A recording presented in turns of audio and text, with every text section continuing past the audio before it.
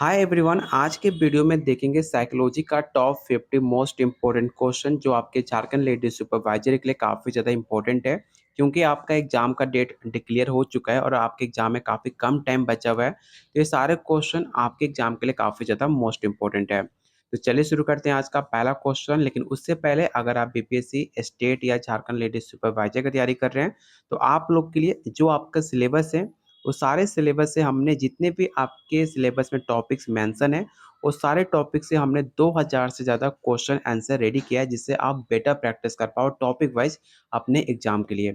साथ में most important NCERT NCERT class 11-12 का चैप्टर वाइज क्वेश्चन आंसर दिया जा रहा है, और साथ में आपको प्रीवियस ईयर क्वेश्चन ये सब कुछ मिलेगा सिर्फ 300 में। साथ में आपका एग्जाम काफ़ी नज़दीक है, तो मैं कभी भी आपको सजेस्ट नहीं करूँगा कि आप थ्योरी भी अभी तैयारी करो। सिर्फ आपका एग्जाम काफ़ी नज़दीक है, जितना आप क्वेश्चन प्रैक्टिस कर सकते हो आपके एग्जाम के लिए उतना बेटर रहेगा। अगर आप इंटरेस्टेड हो आप लेने के लिए, तो आप मुझे इस नंबर पे व्हाट्सएप कर सकते हैं।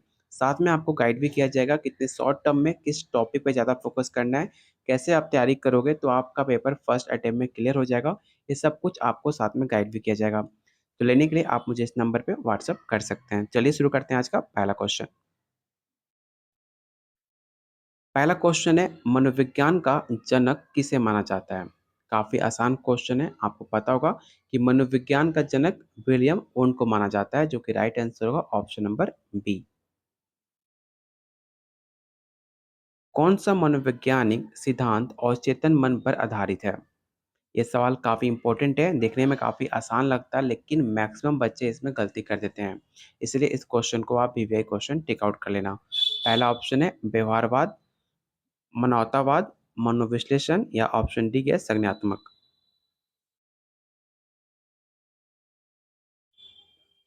तो याद रखिएगा क्वेश्चन सेकंड का जो राइट आंसर होगा ऑप्शन नंबर सी हो जाएगा, मनोविश्लेषण। मनोविश्लेषण के जनक किसे माना जाता है? तो सिगमंड फ्राइड को। इसे भी आप याद रखना, सिगमंड फ्राइड। अहंकार किसके द्वारा नियंत्रित होता है? जो आपका ईगो है वो किसके द्वारा कंट्रोल होता है, आपको ये बताना है। Id, super ego, reality principle, या ऑप्शन डी है अवचेतन। तो याद रखिएगा सिगमंड फ्रॉइड ने ego, id, ego, super ego, तीन आपके मन का सिद्धांत बताए थे सिगमंड फ्रॉइड ने। और जो आपका ईगो होता है अगर उसे कंट्रोल करना है, तो आपका जो रियलिटी प्रिंसिपल होता है, जो वास्तविकता सिद्धांत होता है, उसके द्वारा ये कंट्रोल किया जा सकता है, जो कि राइट आंसर होगा ऑप्शन नंबर सी। बच्चों में प्रारंभिक वचन भंग, जिसे आप फेयरली चाइल्डहुड एपनेजिया के नाम से जानते हैं, उसका मुख्य कारण क्या है, आपको ये बताना है। इस क्वेश्चन को आप विवेक क्वेश्चन जरूर टिक आउट करना। ये सवाल प्रेजेंट में आपको स्टेट में देखने को मिला था। तो क्वेश्चन 4 का जो राइट आंसर होगा ऑप्शन नंबर ए हो जाएगा, अपरिपक्व मस्तिष्क। जिसका मस्तिष्क जो होता है अभी पूरी तरह से परिपक्व नहीं हो रहता है, वो काफी ज्यादा भी स्टार्टिंग फेज में होता है, उससे कहा जाता है अपरिपक्व मस्तिष्क। तो ऑप्शन इसका ए राइट आंसर होगा। क्वेश्चन नंबर 5 है, बुद्धिमत्ता की माप के लिए सबसे प्रसिद्ध परीक्षण कौन सा है?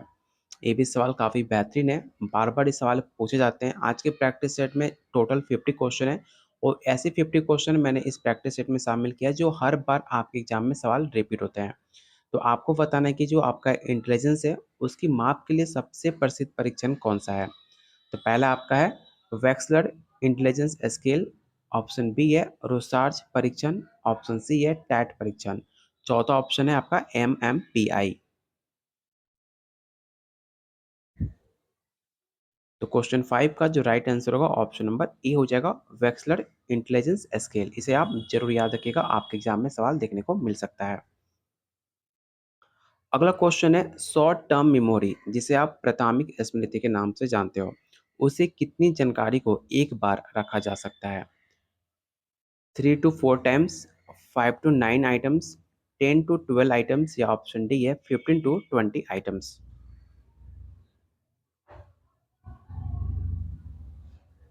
तो क्वेश्चन 6 का जो राइट आंसर होगा ऑप्शन नंबर बी हो जाएगा, 5 to 9 items। कौन सा अनुसाधन विधि सर्वेक्षण अनुसाधन में उपयोग होता है? पहला ऑप्शन है प्रायोगिक, अवलोकन, साक्षात्कार, या सर्वेक्षण प्रश्नावली।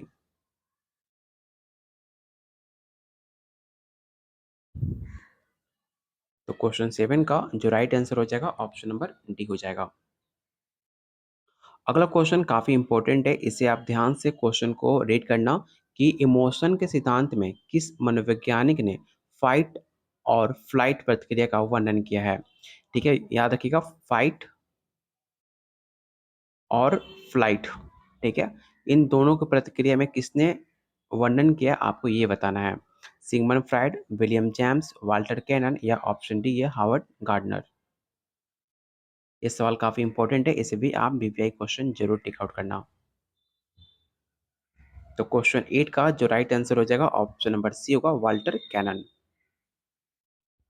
पॉजिटिव रिफोर्समेंट किस सिद्धांत का हिस्सा है? सबसे पहले आपको पता होना चाहिए कि रिफोर्समेंट के बारे में बात कौन करता है। तो याद रखिएगा रिफोर्समेंट के बारे में स्किनर बात करते हैं। ठीक है, इनका एक सिद्धांत भी है जिसे आप ऑपरेंट कंडीशनिंग के नाम से जानते हो। ठीक है, ऑपरेंट कंडीशनिंग, इसे भी आप नोट डाउन कर लेना। इन्होंने किस पे प्रयोग किया था? तो इनका प्रयोग चूहे और कबूतर पे इन्होंने अपना प्रयोग किया था। तो आपसे पूछा जा रहा है इनका जो रिफोर्समेंट था 2 तरह का था, नेगेटिव रिफोर्समेंट और पॉजिटिव रिफोर्समेंट। आपसे क्वेश्चन में पूछा जा रहा है पॉजिटिव रिफोर्समेंट किस सिद्धांत का हिस्सा है?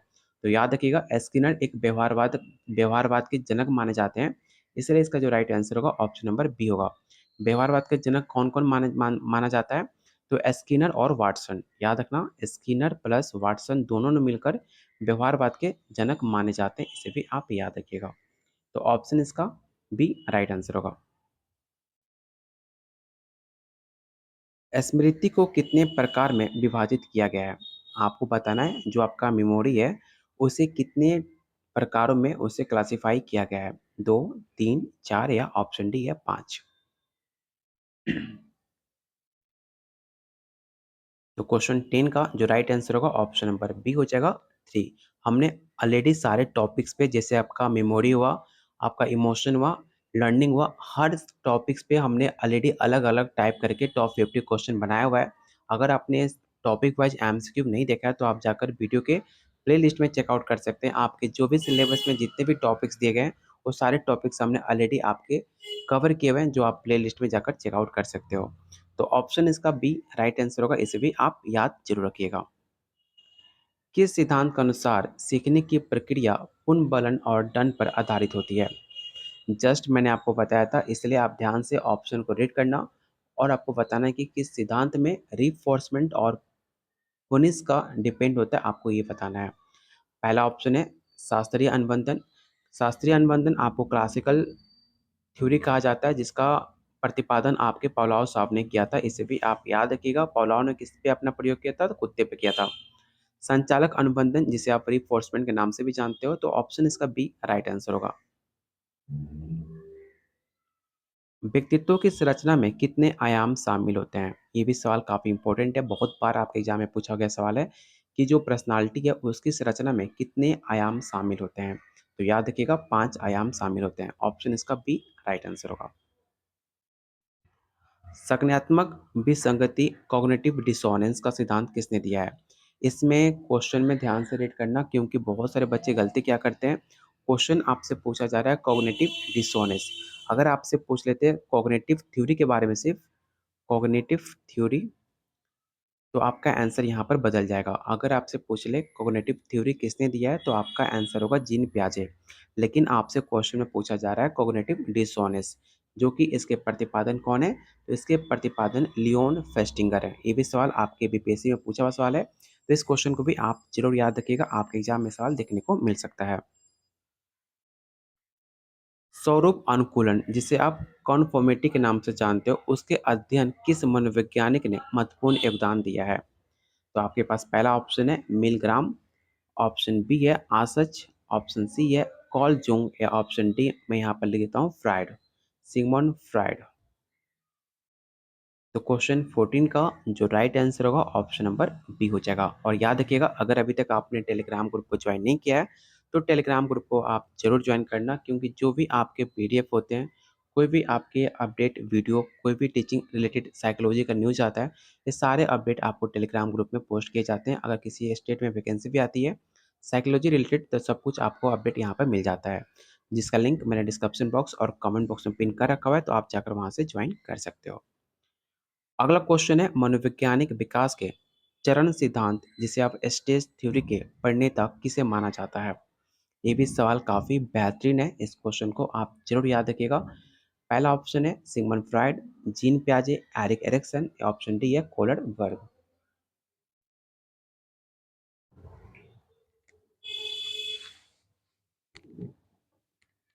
तो याद रखिएगा, अगर जब भी आपसे पूछा जाए स्टेज थ्योरी के प्रणेता के बारे में, तो इसका राइट आंसर होगा एरिक एरिक्सन। एरिक एरिक्सन ने कौन सा सिद्धांत दिया था? तो टू फैक्टर सिद्धांत भी इन्होंने दिया था, ठीक है, टू फैक्टर, जिसमें आपका जीएस फैक्टर के नाम से भी जाना जाता है। जी मतलब होता है जनरल, और एस मतलब होता है स्पेसिफिक, मतलब सामान्य टू विशिष्ट। तो ये सारे फैक्ट्स आप याद रखिएगा, एरिक एरिक्सन से आपके एग्जाम में पूछा जा सकता है। सिगमंड फ्राइड ने मनोविश्लेषण के जनक माने जाता है। जीन प्याजे संज्ञानात्मक विकास के प्रतिपादन माना जाता है। Erik Erikson two factor. Kohler वर्ग कौन सा सिद्धांत माना जाता है? आप मुझे कमेंट बॉक्स में बता सकते हो कि कोलर वर्ग ने कौन सा सिद्धांत दिया था, आप मुझे कमेंट बॉक्स में बताओ। और इन्होंने प्रयोग किस पे किया था? तो मैं आपको प्रयोग बताता हूँ। चिंपांजी पे इन्होंने प्रयोग किया था, जिस चिंपांजी का नाम था सुल्तान, ठीक है। तो आप मुझे बताना है कि कोलर वर्ग ने किस सिद्धांत का प्रतिपादन किया था। आप मुझे कमेंट बॉक्स में इसका आंसर बताओगे। सारे लोग आप आंसर कमेंट में आप लोग टाइप करो। अगला क्वेश्चन है समाजशास्त्रीय परिप्रेक्ष्य में किस कारक का अध्ययन नहीं किया जाता है? ध्यान से क्वेश्चन को रीड करना, यहाँ पर नहीं पूछा गया। जब भी क्वेश्चन में नहीं पूछे, सबसे पहले नहीं के नीचे एक अंडरलाइन कर देना, जिस पे आपका फोकस बना रहे कि क्वेश्चन में आपसे नहीं पूछा गया है, क्योंकि ऐसे सवाल आपको गलत आंसर टिक आउट कर देते हो क्वेश्चन को ध्यान में ना देने से। तो क्वेश्चन 16 का जो राइट आंसर होगा ऑप्शन बी होगा, पर्सनालिटी मतलब व्यक्तित्व। अगला क्वेश्चन, सेल्फ कंसेप्ट का मुख्य घटक क्या है? ऑलरेडी मैंने प्रैक्टिस सेट में ये सारे क्वेश्चन ऑलरेडी करा चुका हूँ। अगर आपने पहले के वीडियो सब देखते आ रहे हो तो सारे क्वेश्चन आप आसानी से बता सकते हो आंसर क्या होगा। तो याद रखिएगा, सेल्फ कंसेप्ट का मुख्य घटक आत्मसम्मान को माना जाता है, जो कि राइट आंसर होगा ऑप्शन नंबर ए। और आप लोगों से रिक्वेस्ट है, जिन्होंने अभी तक वीडियो को लाइक नहीं किया है तो प्लीज़ वीडियो को आप लोग लाइक जरूर करना, क्योंकि जब तक आपके एग्जाम नहीं हो जाते हैं तब तक आपको ऐसी डेली बेहतरीन क्वेश्चन जो आपके एग्जाम में डायरेक्ट आने के चांसेस काफ़ी ज़्यादा होते हैं, वो सारे क्वेश्चन आप लोगों के लिए रेडी किया जा रहा है। तो चैनल को जरूर सब्सक्राइब कर लेना, और डेली शाम 7 बजे आपको साइकोलॉजी के टॉप 50 क्वेश्चन देखने को मिलेंगे, जो आपके एग्जाम के लिए काफ़ी ज़्यादा इंपॉर्टेंट होगा। तो प्लीज़ वीडियो को लाइक एंड शेयर जरूर करना। अगला क्वेश्चन है अधिगम में व्यवहार संशोधन का उद्देश्य क्या होता है? ऑलरेडी हमने लर्निंग पे टॉप 50 क्वेश्चन आपको प्रैक्टिस सेट करा चुका हूँ, आप जाकर प्लेलिस्ट में चेकआउट कर सकते हो। लेकिन इस क्वेश्चन में पूछा जा रहा है कि अधिगम में व्यवहार संशोधन का उद्देश्य क्या होता है? तो याद रखिएगा, अधिगम में व्यवहार संशोधन का मुख्य उद्देश्य सकारात्मक व्यवहार को बढ़ाना और नकारात्मक व्यवहार को घटाना होता है, जो कि राइट आंसर होगा ऑप्शन नंबर सी। अगला क्वेश्चन काफ़ी इंपॉर्टेंट है, आपको बताना है कि प्री नटल जिसे आप गर्भ अवस्था में विकास कहते हो, उसके कितने चरण होते हैं, आपको ये बताना है। तो पहला ऑप्शन है 2, 3, 4, या ऑप्शन डी है 5। तो क्वेश्चन 19 का जो राइट आंसर होगा ऑप्शन नंबर बी हो जाएगा, टोटल 3 होते हैं। सेल्फ के सिद्धांत में कौन सा कारक शामिल होते हैं? तो जस्ट मैंने आपको बताया था कि मनोविश्लेषण के सिगमंड फ्राइड ने तीन आपके मन के सिद्धांत में तीन कारक बताए थे। कौन कौन से कारक हैं आपको ये बताना है। तो पहला था आपका ईद, दूसरा था आपका ईगो, और तीसरा था सुपर ईगो, जो कि राइट आंसर हो जाएगा ऑप्शन नंबर ए। गेस्टाल्ट सिद्धांत किस पर आधारित है? ये भी सवाल काफ़ी बेहतरीन है। पहला ऑप्शन है अनुभव पे, धारणा पे, भावना पे, या ऑप्शन डी है प्रेरणा पे।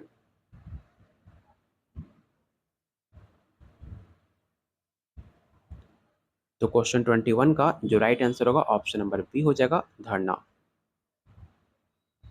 मोटिवेशन का कौन सा सिद्धांत जरूरतों को पदानुक्रम जिसे हायरार्की ऑफ नीड पर आधारित है? ये भी सवाल मोस्ट इंपॉर्टेंट है, इसे आप जरूर याद रखना। ये सवाल कई बार आपके एग्जाम में पूछा जा सकता है। इसी सवाल को पूछा था, आवश्यकता के सिद्धांत के प्रतिपादन किसे माना जाता है? तो याद रखिएगा, मैस्लो का सिद्धांत के नाम से जानता है, नीड ऑफ थ्योरी, ठीक है। इनका नाम है नीड ऑफ थ्योरी, के सवाल से पूछा जा सकता है कि नीड ऑफ थ्योरी के प्रतिपादन किसे माना जाता है? तो मैस्लो का सिद्धांत माना जाता है, इसे भी आप याद रखिएगा। कौन सा परीक्षण पर्सनालिटी को मापने के लिए सबसे अधिक उपयोग किया जाता है? तो पहला ऑप्शन है रोसार्स परीक्षण,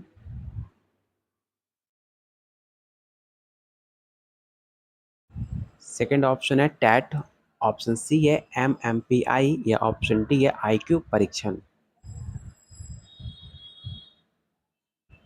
जब भी आपसे क्वेश्चन पूछे पर्सनालिटी को मेजर करने के लिए तो गलती से भी आईक्यू परीक्षण या टैट टैट तो पहले कोई भी परीक्षण करता नहीं है, तो उसे आप कंसिडर कभी नहीं कर सकते हो।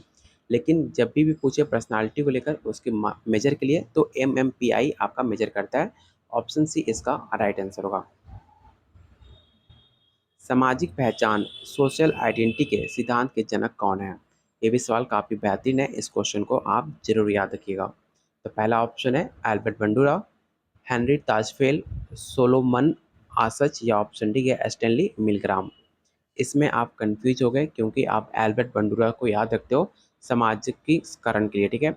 याद रखिएगा एल्बर्ट बंडूरा ने कौन सा सिद्धांत दिया था, तो सामाजिक सिद्धांत दिया था, ठीक है। लेकिन आपसे क्वेश्चन में पूछा गया सामाजिक पहचान का, जिसके प्रतिपादन आपके हेनरी ताजफेल ने किया था। ऐसे कंफ्यूज ऐसे माइनर डिफरेंस आपको कंफ्यूज कर सकते हैं और आप गलत आंसर टिक आउट कर सकते हो। इसलिए जितना आप प्रैक्टिस करोगे उतना आपके एग्जाम के लिए बेटर होगा। अगला क्वेश्चन है कॉग्निटिव डेवलपमेंट का सिद्धांत किसने दिया है? मैंने जस्ट बताया था कॉग्निटिव डेवलपमेंट का सिद्धांत जीन पियाजे ने दिया था, ठीक है। ऑप्शन सी इसका राइट आंसर होगा। जिन्होंने 4 स्टेज बताए थे कौन कौन सा, तो पहला था सेंसरी, दूसरा था प्री ऑपरेशनल, थर्ड है कॉन्क्रीट और चौथा आपका फॉर्मल। सेंसरी का एज होता है 0 से 2, प्री ऑपरेशनल होता है 2 से 5 और आपका कॉन्क्रीट होता है 7 से 11, ठीक है। और फॉर्मल होता है 11 से 15, कहीं कहीं आपको 17 भी देखने को मिलेगा। सिगमंड फ्राइड, मनोविश्लेषण, Erikson two factor, Skinner, operant conditioning, ये सारे इन्होंने सिद्धांत दिए हैं, आपको पता होना चाहिए। कौन सा घटक भावनात्मक बुद्धिमत्ता का हिस्सा नहीं है? आपको इमोशनल इंटेलिजेंस का कौन सा हिस्सा नहीं है, आपको ये बताना है। तो ध्यान से ऑप्शन को रीड कीजिए और बताइए क्वेश्चन 26 का राइट आंसर क्या होगा, जो कि काफ़ी आसान है।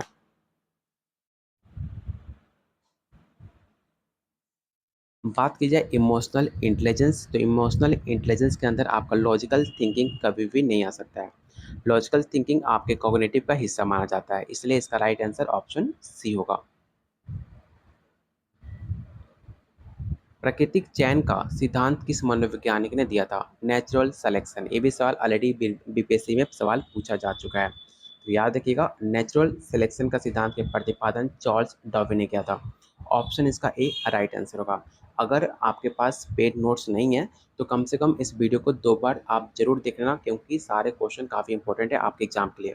अगर आपने पेड नोट्स ऑलरेडी हमसे लिया हुआ है तो आप मुझे व्हाट्सअप कर सकते हो मेरे नंबर पे और आज का पीडीएफ आप ले सकते हो, क्योंकि आपसे प्रॉमिस था जब तक आपके एग्ज़ाम नहीं हो जाते हैं जितने भी यूट्यूब पे क्लासेस आएंगे वो सारे पीडीएफ आपको शेयर किए जाएंगे, क्योंकि मैंने आपसे कहा भी था जो मुझे इंपॉर्टेंट क्वेश्चन लगेंगे मैं आपको शेयर करूँगा। तो आप मुझे व्हाट्सअप करके आज का पीडीएफ आप ले सकते हो। इमोशन के कौन से घटक होते हैं? ये भी सवाल काफ़ी बेहतरीन है। आपको बताना है कि इमोशन के कौन से घटक होते हैं। आप 4 ऑप्शन को देखकर मुझे कमेंट करो कि इसका राइट आंसर क्या होगा।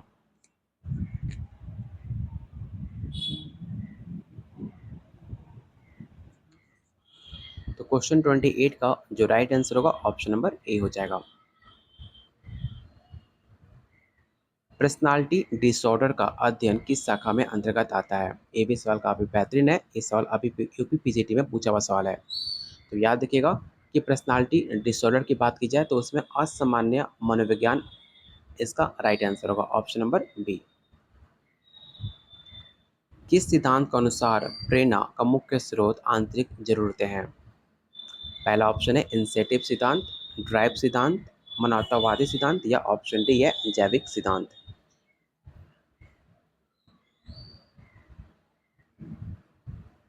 तो क्वेश्चन नंबर 30 का जो राइट आंसर होगा ऑप्शन नंबर बी हो जाएगा, ड्राइव सिद्धांत।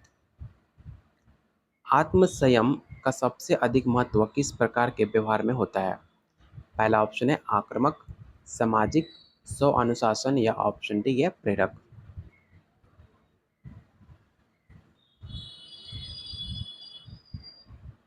तो इसका राइट आंसर होगा ऑप्शन नंबर सी, स्व अनुशासन।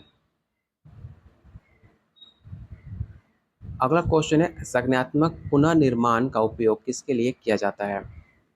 पहला ऑप्शन है तनाव प्रबंधन, ऑप्शन बी है मनोविकृति उपचार या सामाजिक कौशल या ऑप्शन डी है प्रेरणा।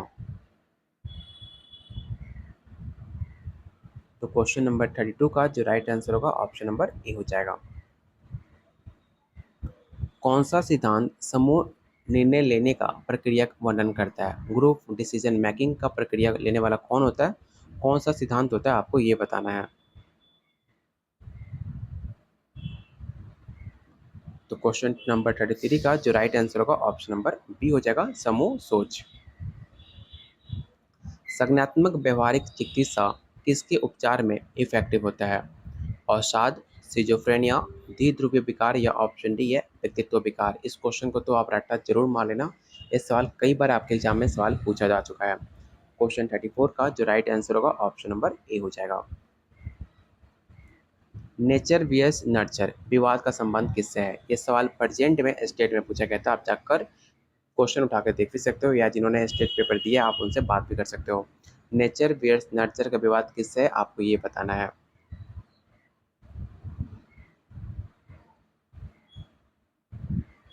तो इसका राइट आंसर होगा ऑप्शन नंबर ए व्यक्तित्व विकास, मतलब पर्सनालिटी डेवलपमेंट से नेचर वर्स नर्चर। ठीक है, ऑप्शन इसका ए राइट आंसर होगा।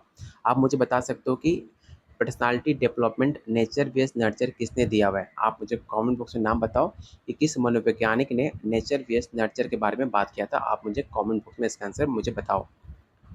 क्वेश्चन नंबर 36 है, कौन सा मनोवैज्ञानिक अचेतन मन अनकॉन्शियस माइंड की अवधारणा के लिए जाना जाता है? तो आपको ऑप्शन बिना देखे ही इसका आंसर आपको बता देना चाहिए, क्योंकि काफ़ी आसान क्वेश्चन है। तो इसका राइट आंसर होगा option number B Sigmund Freud. अधिगम का कौन सा सिद्धांत अनुकरण द्वारा अधिगम पर आधारित है? Learning by imitation.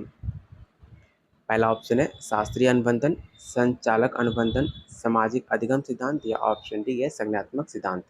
तो आपको पता होगा सामाजिक अधिगम सिद्धांत के प्रतिपादन आपके बंडूरा को माना जाता है, जिन्होंने अपना सिद्धांत दिया था सामाजिक अधिगम सिद्धांत। ठीक है, जो कि एक बेस था आपके पैटर्न पे, एक इमिटेशन पे, जो कि राइट आंसर होगा ऑप्शन नंबर सी। इनेंट रेस्पॉन्सेस मतलब जन्मजात प्रतिक्रियाएं किस प्रकार होती हैं? शारीरिक, संज्ञानात्मक, स्वाभाविक या ऑप्शन डी है सामाजिक। तो क्वेश्चन 38 का जो राइट आंसर होगा ऑप्शन नंबर सी होगा, स्वाभाविक। कौन सा तत्व संज्ञानात्मक लचीलापन का हिस्सा है?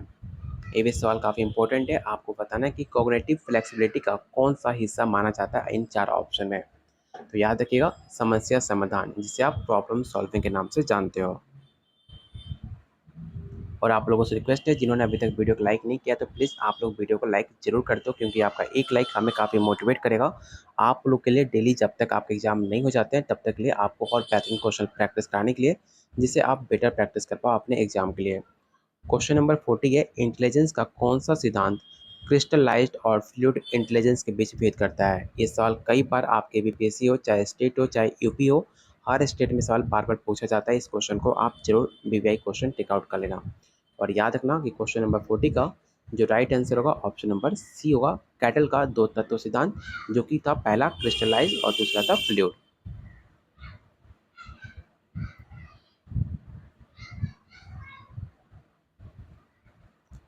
समर्पण और प्रतिबद्धता के सिद्धांत का सिद्धांत किसने प्रस्तुत किया है? कमिटमेंट एंड कंसिस्टेंसी का सिद्धांत के प्रतिपादन किसने किया, आपको ये बताना है, जो कि काफ़ी एक और बेहतरीन क्वेश्चन है। याद रखिएगा क्वेश्चन 41 का जो राइट आंसर होगा ऑप्शन नंबर बी हो जाएगा।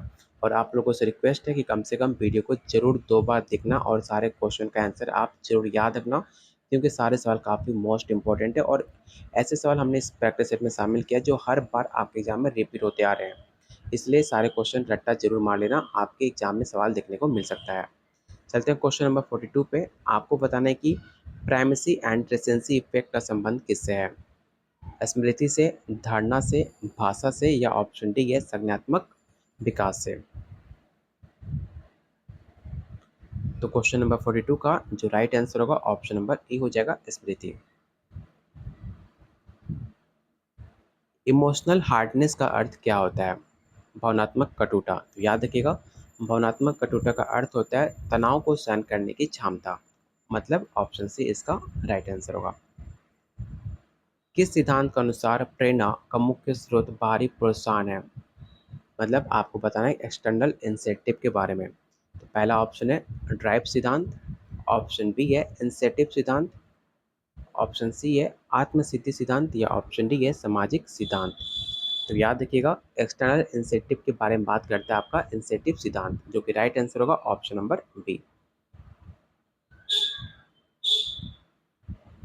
इमोशनल इंटेलिजेंस के चार प्रमुख घटक कौन कौन से हैं? तो आपके पास चार ऑप्शन है, चारों ऑप्शन को ध्यान से देखो और बताओ क्वेश्चन 45 का राइट आंसर क्या हो सकता है।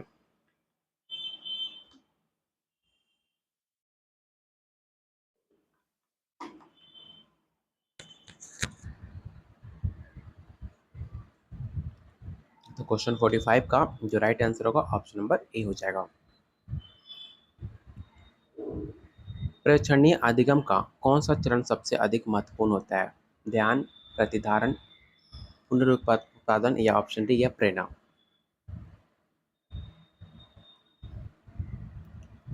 तो क्वेश्चन 46 का जो राइट आंसर होगा ऑप्शन नंबर ए हो जाएगा। कौन सा सिद्धांत सामाजिक प्रभाव का व्याख्या करता है? पहला ऑप्शन है गेस्टाल्ट सिद्धांत, समूह सोच सिद्धांत, सामाजिक पहचान सिद्धांत या ऑप्शन डी है प्रतीकात्मक अंतक्रिया सिद्धांत।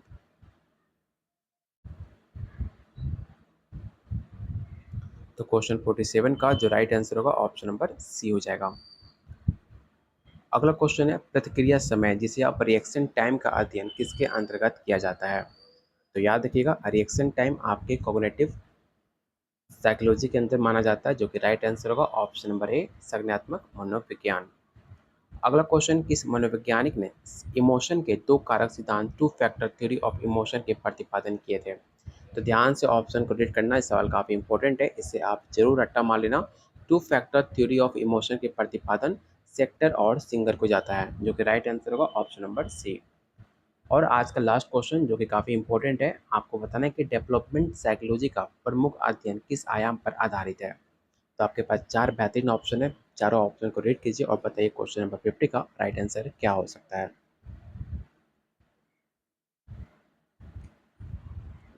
तो क्वेश्चन 50 का जो राइट आंसर होगा ऑप्शन नंबर ए होगा जीवन के विभिन्न चरणों में मानव विकास। तो ये रहा आज का टॉप 50 मोस्ट इंपॉर्टेंट क्वेश्चन जो आपके झारखंड लेडी सुपरवाइजर एग्जाम के लिए काफ़ी ज़्यादा इंपॉर्टेंट है।